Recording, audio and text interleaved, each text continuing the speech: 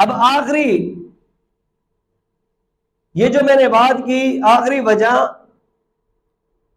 کہ مکہ کے لوگوں کے ظلم سے نجات دینے کے لیے اللہ کے نبی کو ہجرت کرنے پہ اللہ نے مجبور کیا، تو آخری ظلم کون سا ڈھانے والے تھے؟ مکہ کے مشرکین نبی پر، جس کی وجہ سے اللہ نے حکم دیا کہ اے محبوب پیغمبر مکہ کو چھوڑ دو۔ فرمایا کہ ایک مرتبہ مکہ کے رؤساء سردار مشرکین اکٹھے ہوئے، کہنے لگے کہ محمد کی باتیں پھیلتی جا رہی ہیں اور لوگ اس کے چنگل میں آتے جا رہے ہیں، کہیں ایسا نہ ہو کہ ایک دن آ جائے اور یہ ہم پہ غالب ہو جائے، اس کا کوئی خاتمہ کرنا چاہیے۔ اب قرآن کیا کہتا ہے؟ وَإِذْ يَمْكُرُ بِكَ الَّذِينَ كَفَرُوا لِيُثْبِتُوكَ أَوْ يَقْتُلُوكَ أَوْ يُخْرِجُوكَ وَيَمْكُرُونَ وَيَمْكُرُ اللَّهُ وَاللَّهُ خَيْرُ الْمَاكِرِينَ۔ اللہ تعالیٰ فرماتے ہیں کہ کچھ یہ مکہ کے مشرکین کفار یہ سازشیں کرتے ہیں، یہ ایک مکر اور فریب کر رہے ہیں، یہ کچھ تدبیریں بنا رہے ہیں، اور ایک تدبیر تمہارے اللہ کی ہے، واللہ خیر الماکرین، یہ دنیا جان کی ساری تدبیریں لے، اللہ کی تدبیر کے سامنے کوئی حیثیت نہیں رکھتے۔ اب تدبیریں انہوں نے کیا بنائی؟ کہتے ہیں کہ ابو جہل نے خاندان قریش کے، اس کے مکہ کے اندر بڑے بڑے خاندان قبیلوں کے سرداروں کو اکٹھا کیا، کم از کم 20 خاندان کے لوگ اکٹھے ہو گئے سردار۔ تو ابھی یہ مشورہ کرنے لگے ایک بند جگہ کے اندر کہ کوئی ہمارے مشورے کو نہ سنے، کسی کو پتہ نہ چلے۔ اتنے میں دستک ہوئی، پوچھا کون؟ کہا ایک مسافر ہوں، دور دراز سے آیا ہوں اور آپ کے مشورے میں آپ کی مدد کرنے آیا ہوں۔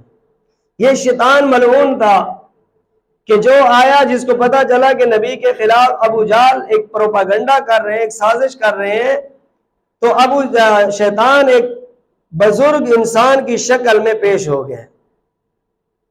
کہا کہ میں ایک مسافر ہوں اور ایک تجربہ کار ماہر آدمی ہوں، تم جو مشورہ کرو گے میں تمہیں بہترین اس مشورے میں اچھی اپنی رائے دوں گا۔ بٹھا دیا گیا، مشورہ شروع ہو گیا۔ وَإِذْ يَمْكُرُ بِكَ الَّذِينَ كَفَرُوا لِيُثْبِتُوكَ۔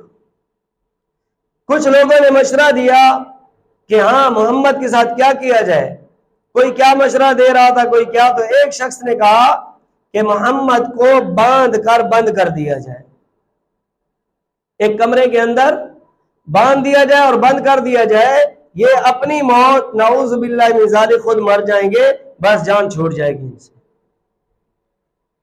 ہاں کیا کہتے ہیں، یہ مشورہ ٹھیک ہے؟ ایسے پوچھتے پوچھتے ابو جہل نے جب شیطان سے پوچھا تو شیطان نے کہا یہ مشورہ بالکل غلط ہے۔ کہا کہ کیوں؟ کہا اس لیے کہ اگر آپ محمد کو ایک کمرے میں بند کرو گے تو اس کی خوشبو ہی لوگوں کو کھینچ کے لے آئے گی اس کمرے کی طرف، اور اس کے جان نثار، اس کے یار و مددگار آئیں گے اور اس کو چھڑا کے نکال کے لے جائیں گے، پھر آپ کے ساتھ لڑائی کریں گے۔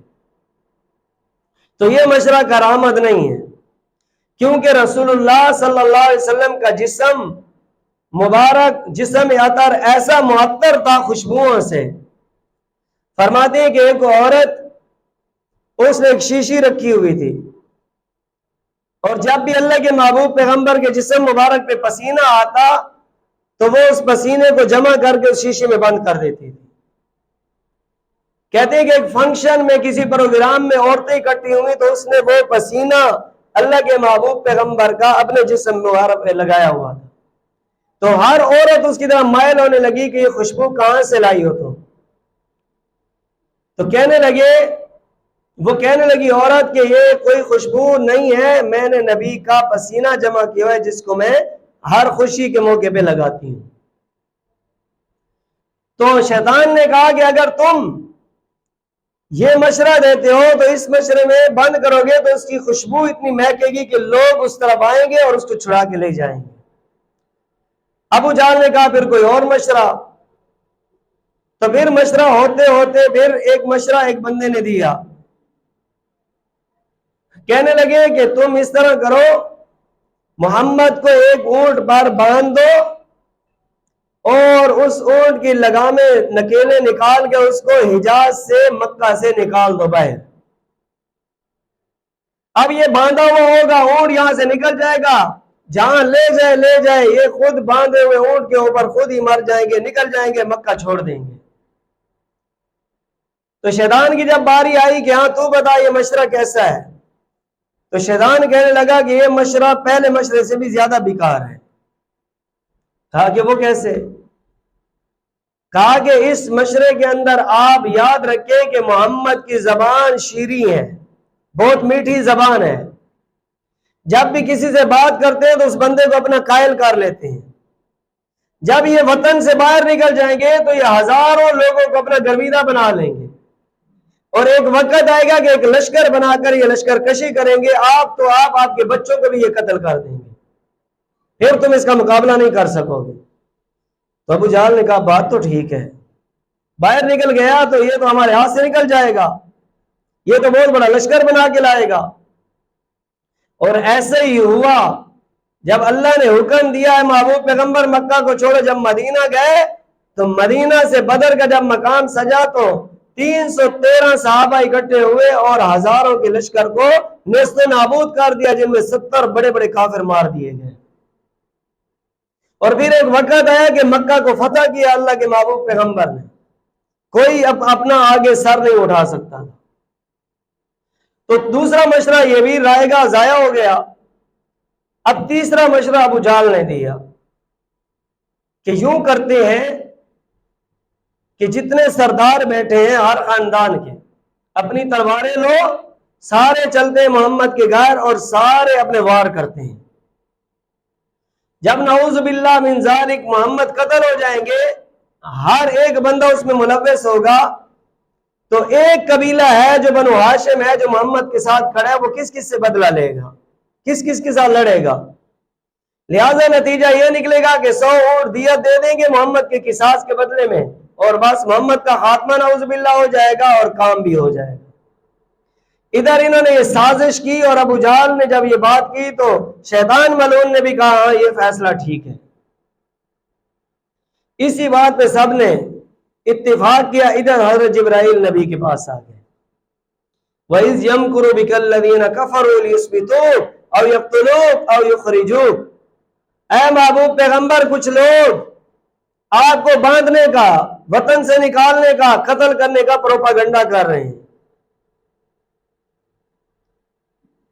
وَيَمْكُرُونَ وَيَمْكُرُ اللَّهُ، انہوں نے بھی مکر کیا، تدبیریں کی، اور ایک تدبیر اللہ نے بھی کی۔ واللہ خیر الماکرین، اللہ کی تدبیر ہی بہتر ہے۔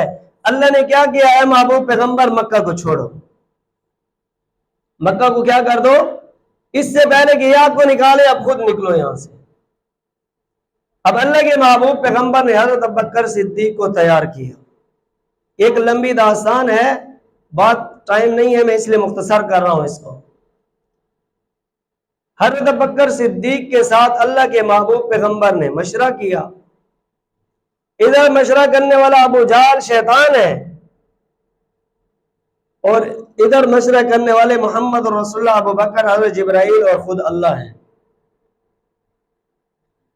تو فرمایا کہ اللہ کے محبوب پیغمبر حضرت ابوبکر صدیق کو جب یہ بات کی کہ اے صدیق مجھے تو اللہ نے حکم دیا ہے ہجرت کرنے کا، تو حضرت ابوبکر صدیق نے کوئی اور سوال نہیں کیا، سب سے پہلا سوال یہ تھا کیا مجھے بھی ساتھ جانے کا حکم ہے کہ نہیں؟ تو اللہ کے نبی نے فرمایا کہ آپ کو بھی حکم ہے۔ یہ بات کر کے اللہ کے محبوب پیغمبر سیدھا حضرت علی کے پاس گئے، فرمایا اے علی مجھے اللہ نے حکم دیا ہجرت کرنے کا، اور آپ نے میری جگہ پہ رکنا ہے اور مکہ کے لوگوں کی امانتیں جو ان کے حوالے کرنی، اور پھر آپ بھی ہجرت کر کے میرے پیچھے آ جانا۔